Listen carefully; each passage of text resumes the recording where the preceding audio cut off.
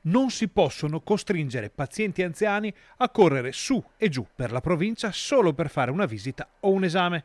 Lo dicono i pazienti stessi, costretti ad andare da Bassano a Sant'Orso per semplici visite, e lo dice pure il vicepresidente del Consiglio regionale del Veneto, il quale sta raccogliendo molte lamentele da parte di residenti dell'area dell'ULSS 7 pedemontana. Sentite. Anch'io ho ricevuto delle segnalazioni, soprattutto dalle persone anziane, infatti proprio per questo mi farò anche portavoce in ragione di questi disagi, perché è inammissibile sentire che persone di una certa età rinuncino alle cure perché costrette ad andare a Sant'Orso. Certo, gli spostamenti verso un ospedale sono normali se si parla di operazioni o interventi o per accertamenti complessi.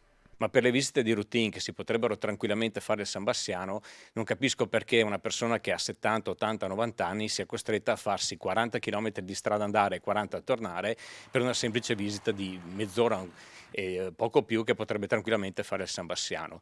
Questa è una domanda che i nostri telespettatori ci pongono ogni giorno e che noi abbiamo già girato a chi governa la sanità del Veneto. Ma il vicepresidente del Consiglio regionale fa anche una proposta.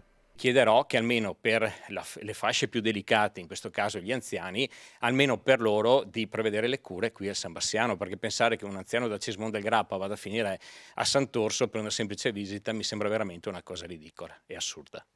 Già, è assurdo che siano stati spostati importanti pezzi della sanità del San Bassiano a Sant'Orso in un disegno i cui contorni risultano ben chiari, ma gli esempi di disorganizzazione nell'azienda diretta da Carlo Bramezza restano, e come.